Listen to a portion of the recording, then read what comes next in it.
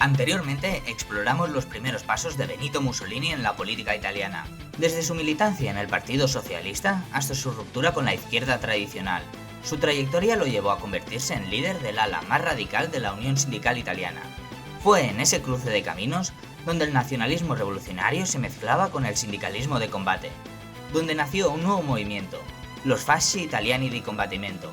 Aquellos fascios de combate no eran todavía un partido, pero ya contenían en su seno la semilla de algo mucho más grande y más peligroso. Inspirado por figuras como Gabriele D'Annunzio, Mussolini moldeó su movimiento con un estilo inconfundible, retórica épica, símbolos romanos, estandartes negros y estética militarizada. No era solo política, era un espectáculo, una fe, una cruzada. Hoy nos adentraremos en uno de los momentos clave de su ascenso, la marcha sobre Roma. Fue allí donde el mito se volvió realidad. Mussolini, al frente de sus camisas negras, desafió al Estado liberal y reclamó el poder. Lo que muchos consideraron una solución momentánea para restaurar el orden de una Italia fracturada, pronto se convirtió en una dictadura de largo aliento. Una dictadura que no pacificó al país, sino que institucionalizó la violencia. Así comenzó una nueva era, la Italia fascista.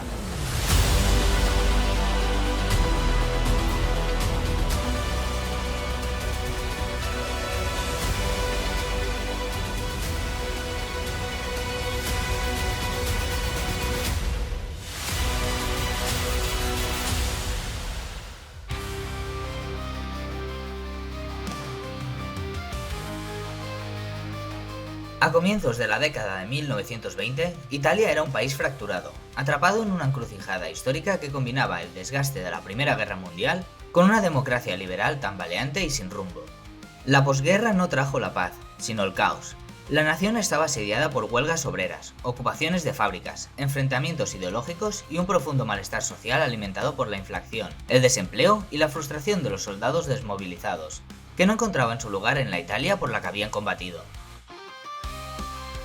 La clase política tradicional, compuesta por liberales y conservadores, se mostraba incapaz de ofrecer respuestas eficaces. Estos sectores, defensores del laicismo desde la unificación nacional, hacía 50 años, no solo rechazaban cualquier acercamiento con los socialistas, a quienes consideraban agentes de la revolución, sino también con el recién fundado Partito Popolare Italiano, de inspiración católica al que acusaban de clericalismo. El sistema parlamentario, fragmentado, inestable y dominado por redes clientelares, ofrecía un espectáculo de impotencia y parálisis. Nadie parecía capaz de canalizar las tensiones acumuladas. En ese contexto de crisis institucional y polarización social, el fascismo comenzó a posicionarse como una alternativa de orden. Al presentarse como enemigo frontal del socialismo y el comunismo, logró ganarse rápidamente el apoyo de grandes terratenientes, industriales del norte y sectores conservadores, cada vez más preocupados por el avance de la izquierda radical. Ese respaldo fue decisivo para las elecciones de mayo de 1921, cuando Mussolini resultó electo diputado al Parlamento, en un intento de incorporar a los fascistas dentro de una alianza parlamentaria para contener la agitación social. Esta legitimación política marcó un punto de inflexión. Desde entonces, los camisas negras intensificaron sus acciones directas en las calles, actuando como una milicia informal al servicio del movimiento.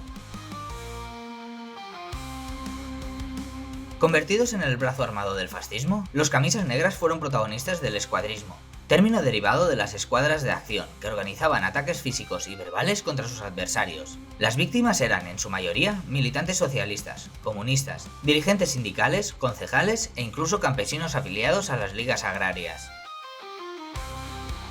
Sus métodos incluían palizas públicas, humillaciones, destrucción de sedes partidarias y la infame administración forzada de aceite de ricino. Si se administra en grandes dosis, se convierte en un laxante potente. Se mete el embudo en la garganta del socialista y se vierte una cantidad generosa de aceite. Luego se ata al socialista al capó del coche, lo paseamos y se caga encima delante de todo el mundo. Cuando el gobierno prohibió el uso de porras, de barras e incluso de bastones para caminar, para impedir que atacáramos a nuestros rivales. Esto es un bacalao de los mares del norte. Si se deseca, pasa a llamarse bacalao seco. Y vaya si es seco. Para el año siguiente, la violencia fascista había alcanzado una escala nacional. Las huelgas eran reprimidas con brutalidad. Los ayuntamientos gobernados por socialistas eran ocupados y regiones enteras, especialmente en el norte y el centro, estaban bajo control efectivo de las escuadras. El Estado liberal, debilitado y dividido, ofrecía una respuesta tímida o inexistente. El gobierno, presidido por Luigi Facta, parecía completamente superado por los acontecimientos, atrapado por el temor a una insurrección revolucionaria por parte de la izquierda y la descomposición de sus propias bases políticas. El 1 de agosto de 1922, las izquierdas convocaron una huelga general en protesta por la violencia fascista. Fue una acción masiva, pero mal organizada y sin respaldo unificado. En pocas horas fue sofocada con contundencia por los camisas negras, que se presentaron como garantes del orden frente al colapso de las instituciones. La ineficacia de la huelga fue un nuevo revés para los socialistas, y a ojos de muchos italianos consolidó la imagen del fascismo como único freno eficaz a la marea roja.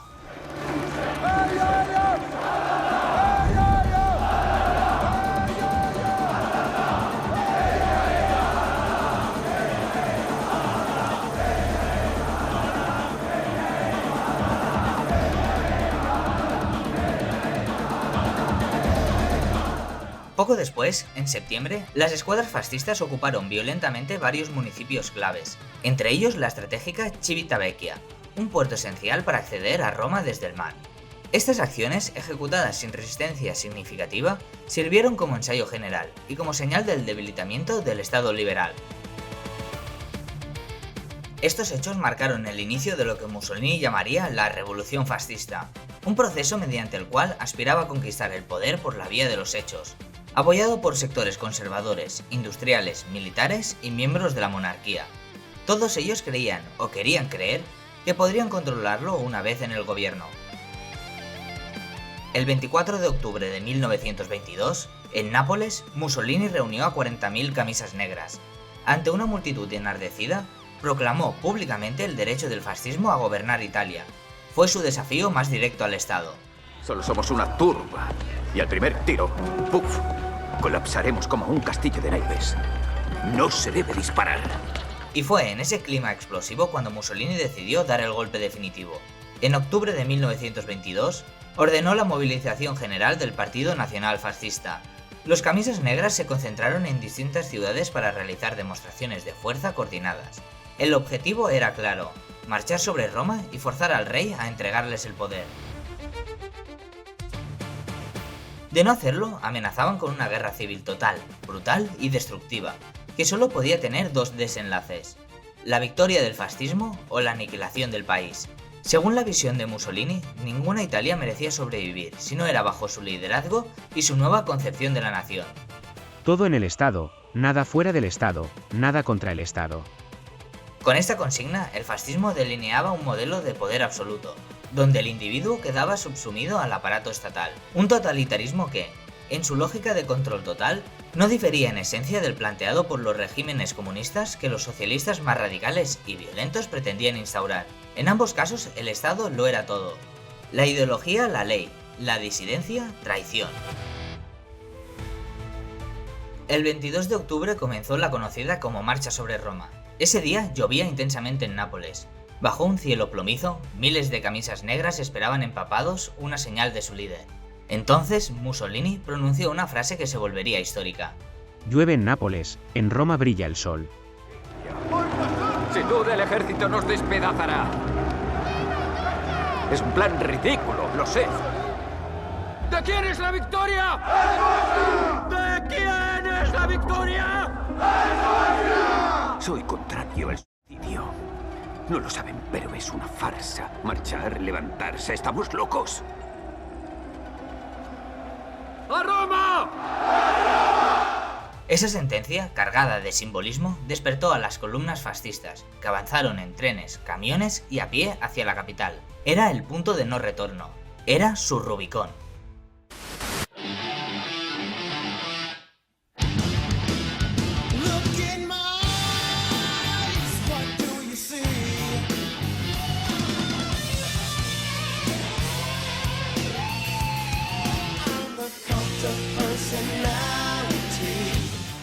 A pesar de la retórica beligerante, Mussolini jugaba en dos tableros. Mientras movilizaba a sus escuadristas, mantenía un discurso ambiguo, ofreciendo al gobierno la posibilidad de evitar el conflicto mediante la convocatoria de elecciones. Esta ambivalencia desconcertó a las autoridades, que no supieron si enfrentarlo como una amenaza militar o responderle como a un interlocutor político. Podemos reunir en 2 horas 240 unidades de infantería y 60 de artillería. Intentemos que todo esto no sea necesario. No hay nada que unos cuantos asientos no puedan acomodar. Sería un honor formar parte de un gobierno presidido por usted. Pero verá, el entusiasmo, la energía y las ganas de cambio del fascismo no las podrá contener un solo ministerio. ¡Cuídese! Vuelva a llamarlo. Hablemos claro. Su oferta tiene que mejorar bastante, digamos. 5 ministerios. Interior, exteriores, defensa, marina y trabajo. Por menos de eso, no podré contener a los camisas negras. Le doy hasta medianoche para darme una respuesta. Y ahora perdone, pero debo colgar. Estamos empezando a negociar. Contrario a la imagen de una acción espontánea, la marcha sobre Roma fue cuidadosamente planificada. Mussolini llevaba meses tejiendo una red de apoyos entre industriales, altos mandos militares, banqueros e incluso figuras cercanas a la familia real. La reina Helena había manifestado simpatía por el movimiento fascista, y algunos sectores del ejército veían en los camisas negras un freno útil contra el avance del socialismo. En lo simbólico, el escritor Gabriele D'Annunzio había allanado el terreno años antes con su propuesta de una marcha sobre Roma, envuelta en retórica nacionalista y teatralidad. Su experimento en Fiume, aunque finalmente sofocado, dejó un precedente estético y político que los fascistas supieron capitalizar. Todo estaba preparado para que el fascismo se presentara ante la opinión pública como la única alternativa viable al caos y la parálisis. El 27 de octubre, miles de fascistas partieron desde Nápoles, Perugia y otras ciudades. Entre ellos estaba Gian Galeazzo Ciano, un joven de quien hablaremos más adelante, una persona que se convertiría en uno de los hombres más cercanos a Mussolini. Los camisas negras avanzaban en trenes, camiones y columnas a pie. Durante la noche del 27 al 28, las escuadras fascistas ocuparon centralitas telefónicas, estaciones y edificios públicos en diversos puntos del país, y cerca de 24.000 hombres estaban acampados a las puertas de Roma. No fue una invasión armada, pero sí una demostración de fuerza lo suficientemente intimidante como para forzar una decisión política. ¡Todo esto es ficción! Para ser creíble, hace falta cierta dosis de realidad. Majestad, sería conveniente que proclamáramos el estado de sitio para reprimir la barbarie fascista. ¿Debo dar la orden de disparar a mis súbditos? ¿No se ha disparado ya bastante? Desde la Armada Real aseguran que bastará un solo gesto de reacción. Los fascistas se hundirán si atacamos rápido. Prepare el decreto. El decreto del estado de sitio, Majestad. Señor, hay columnas de camisas negras marchando hacia Roma. Hasta que usted no firme, no podremos abrir fuego.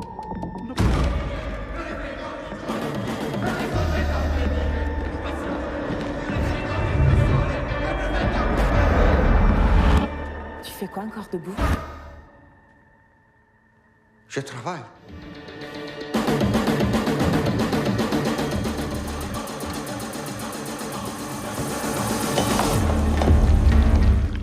El jefe del gobierno, Luigi Facta, solicitó al rey Víctor Manuel III la declaración del estado de sitio. Pero el monarca se negó a firmar el decreto. Aún hoy se discuten sus razones. Algunos creen que temía una guerra civil, otros que desconfiaba de la lealtad del ejército. También se ha sugerido que, influenciado por sectores conservadores y monárquicos, prefería integrar a los fascistas al sistema antes que combatirlos. Sea cual fuese el motivo, su negativa dejó al gobierno sin respaldo. Facta presentó su dimisión. ¿Qué pasa? El rey no lo ha firmado. ¡Benito!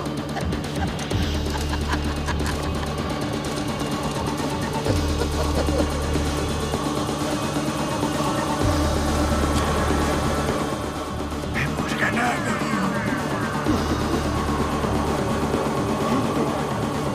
He ganado. ¿Por qué el rey no lo ha firmado? ¿No ha querido derramar sangre? ¿No se fía de su propio ejército? ¿O simplemente ha pensado, ¿para qué molestarse? Esto es lo que sabemos. Sabemos que todo ha ocurrido exactamente como yo decía. ¿Alguien se lo esperaba? No. El 29 de octubre, el rey encargó oficialmente a Mussolini la formación de un nuevo gobierno, a pesar de que su partido solo contaba con una minoría parlamentaria. Al día siguiente, el 30 de octubre, los camisas negras desfilaron triunfantes en Roma. Mussolini, sin embargo, no participó físicamente en la llamada Marcha sobre Roma. Se encontraba en Milán y viajó en tren en solitario. Pero ese gesto de cálculo fue rápidamente mitificado como una insurrección popular que había salvado a Italia de la revolución comunista. La vía estaba libre, sin disparar un solo tiro. Mussolini asumió el poder.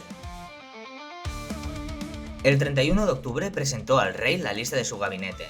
Era un ejecutivo deliberadamente moderado, amplio y sin presencia socialista, diseñado para calmar los temores de los sectores tradicionales. Incluyó figuras liberales y conservadoras, pero marginó a los elementos más radicales del Partido Nacional Fascista. Esa decisión, aunque táctica, abrió una fisura interna dentro del fascismo, que con el tiempo sería profunda y permanente.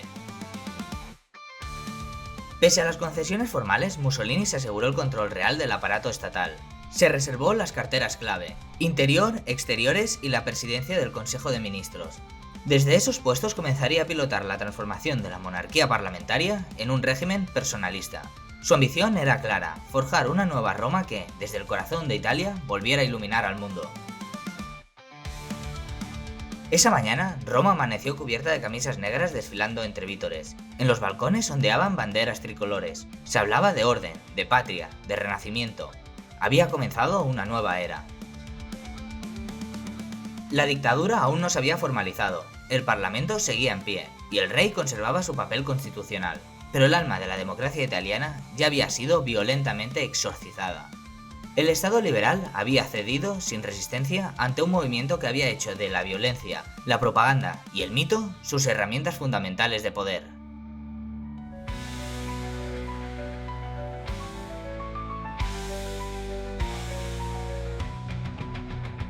Al inicio, Mussolini aún gobernaba dentro de un Estado democrático. Algunos liberales confiaban en que las responsabilidades del poder suavizarían al duce, domesticándolo. En sus primeros discursos prometió respeto a la monarquía, a las leyes del mercado y buscó apaciguar al Vaticano. Por un instante pareció que el sistema resistiría.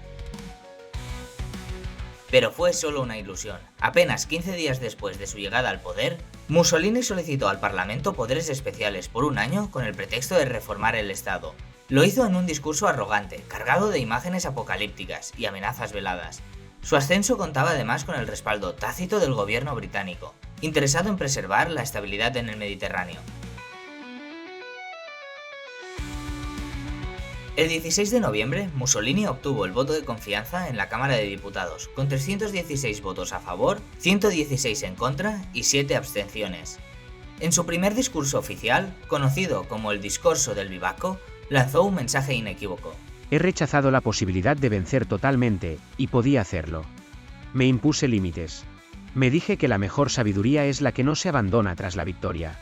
Con 300.000 jóvenes armados, decididos a todo y preparados casi místicamente para obedecer cualquier orden mía, puedo castigar a cualquiera que haya intentado difamar al fascismo. Puedo convertir esta aula sorda y gris en un campamento de soldados. Podía cerrar el parlamento y formar un gobierno exclusivamente fascista. Podía, pero no he querido. Al menos por ahora. El mensaje era claro, obediencia o ruptura. El pleno, intimidado, cedió. Así comenzó el vaciamiento progresivo de la democracia italiana. ¡La democracia sobrevive gracias a mi gran gentileza. Por ahora. A ver cómo os portáis. Mussolini creó el Gran Consejo Fascista, órgano supremo del régimen que funcionaba como puente entre el partido y el Estado, aunque en la práctica consolidaba su control personal. Fusionó el Partido Nacional Fascista con otras agrupaciones nacionalistas menores y transformó las escuadras en una milicia estatal legalizada. El 14 de enero de 1923, los camisas negras pasaron a ser formalmente la Milizia Volontaria per la Sicurezza Nazionale, la milicia voluntaria por la seguridad nacional. Todo debía emanar del Estado, lo que no sería suprimido. Todo en el Estado, nada fuera del Estado, nada contra el Estado. Ese sería el nuevo principio rector. Así comenzó la Italia fascista, una marcha ya no sobre Roma, sino sobre el corazón mismo de la democracia. El Parlamento le concedió durante un año plenos poderes en los ámbitos económico y administrativo. Pocos días después, se reunió por primera vez el Gran Consejo del Fascismo. A principios del verano del año siguiente, Mussolini presentó la Ley Acerbo, que modificaba el sistema electoral. El partido que obtuviera al menos el 25% de los votos recibiría automáticamente 2/3 de los escaños en la Cámara de Diputados. Para cambiar la historia se necesita audacia. Hay que superar los límites que nadie ha osado superar. Lo único que pedimos es gobernabilidad. ¡Bravo! Eso que llamáis gobernabilidad es dictadura. ¡Bravo! Y pondrán el grito en el cielo. Dirán que es algo inaudito y lo podremos discutir. Pero a estas alturas ya está hecho. Podríamos hablar del cuánto, del cómo, pero el límite ya se ha superado y un límite superado ya no es un límite. ¡Debatámoslo! Nos negamos a debatir una propuesta que es inadmisible. ¡Ándate con ojo, Matteotti! Señores. La ley fue aprobada en julio, asegurando una mayoría parlamentaria que ya no dependía del consenso, sino de la ingeniería institucional. Ese mismo mes, durante la conferencia de Lausana, y con apoyo británico, se reconoció el control italiano sobre el archipiélago del Dodecaneso, ocupado desde 1912. El prestigio internacional de Mussolini crecía. El 27 de agosto, tras el asesinato del general Enrico Tellini y varios oficiales italianos en la frontera greco-albanesa, un hecho conocido como el incidente de Tellini, Mussolini ordenó la ocupación de la isla de Corfú. Aunque Italia se retiró tras la presión de la Sociedad de Naciones, obtuvo una compensación económica. La operación reforzó su imagen como un líder firme y decidido en política exterior. Poco después, se firmó un acuerdo clave entre la patronal Confindustria y la Confederación de las Corporaciones Fascistas, estableciendo un marco de colaboración que permitió al régimen ejercer control directo sobre las relaciones laborales. Antes de terminar el año, un decreto real creó los Enti Comunali di Assistenza, la ECA, organismos encargados de coordinar la asistencia social, especialmente a la infancia abandonada. Así, el fascismo no solo se consolidaba como una fuerza política, sino como un proyecto totalizador de Estado, autoritario, centralizado y paternalista. A comienzos de 1924, Italia reforzó su posición internacional con la firma del Tratado de Roma con Yugoslavia, por el cual este país reconocía la soberanía italiana sobre Fiume, que fue oficialmente anexada el 16 de febrero. En reconocimiento por este logro, el rey otorgó a Mussolini la condecoración más prestigiosa de la monarquía, el Collare della Nunziata. Poco después, Italia estableció relaciones diplomáticas con la Unión Soviética, convirtiéndose en la primera potencia vencedora de la Primera Guerra Mundial en hacerlo. A primera vista parecía una contradicción flagrante. ¿Cómo podía un régimen abiertamente anticomunista, que se presentaba como el muro de contención frente a la revolución bolchevique, tender la mano a Moscú? La respuesta está en el pragmatismo político de Mussolini. A pesar de su retórica ideológica, el duce era perfectamente consciente de que la diplomacia no podía regirse únicamente por principios. Italia necesitaba reforzar su posición internacional, y el reconocimiento de la URSS ofrecía una vía para ampliar mercados, acceder a materias primas y, sobre todo, ejercer presión sobre las potencias occidentales, que aún no habían decidido qué hacer con el régimen soviético. Además, Mussolini admiraba, aunque nunca lo admitiría abiertamente, ciertos aspectos del comunismo soviético: su centralismo férreo, su capacidad para movilizar a las masas y su voluntad de moldear la sociedad desde el Estado. De hecho, llegó a declarar en privado que prefería el bolchevismo ruso al socialismo parlamentario occidental, al que consideraba débil y sometido a intereses burgueses. Desde su punto de vista, la URSS representaba un tipo de poder total, aunque ideológicamente opuesto, que respetaba, porque también nacía de la voluntad revolucionaria y del desprecio hacia la democracia liberal. Por otro lado, la Unión Soviética tampoco dudó en aceptar el acercamiento. Para Moscú, la alianza con una potencia europea servía para romper el aislamiento internacional y ganar reconocimiento. Aquel tratado con Italia fue un éxito diplomático para ambos regímenes, dos enemigos ideológicos que, sin embargo, sabían cooperar cuando les convenía. Al mismo tiempo, Italia firmó un acuerdo con el Reino Unido, que le permitió ampliar su presencia colonial en el Cuerno de África, mediante la anexión de un nuevo territorio a la Somalia italiana, reforzando su control en la región. El 24 de marzo de 1924, Italia marcó un nuevo hito en la historia de la propaganda política. Por primera vez se intentó radiotransmitir un discurso de Mussolini. La voz del duce llegaba a miles. No solo gobernaba Italia, comenzaba a hablarle directamente. Las elecciones del 6 de abril de 1924 marcaron un antes y un después. La llamada Lista Nacional, conocida popularmente como el Listone, estaba encabezada por el Partido Nacional Fascista, pero también incluía a liberales y antiguos aliados conservadores. Ganó con un resultado aplastante, cerca del 65% de los votos y un total de 375 diputados. La gran mayoría de ellos, 275, eran fascistas. La campaña electoral se desarrolló en un clima de violencia e intimidación sistemática contra los opositores. El 30 de mayo de 1924, en medio de un parlamento tenso y bajo la atenta mirada del régimen, el diputado socialista Giacomo Matteotti pronunció uno de los discursos más valientes de la historia política italiana. Los candidatos ni siquiera podían moverse libremente. Y muchos renunciaron a presentarse porque sabían muy bien que corrían peligro. He inventado casos de individuos que han votado 10 o 20 veces. Exigimos la anulación de las elecciones. ¡La anulación de las elecciones! Al menos el discurso lo he dado. Ahora preparad las oraciones fúnebres. 10 días después, el 10 de junio, fue secuestrado en plena calle, a plena luz del día por un grupo de fascistas. ¡Quieto! ¡No se mueva!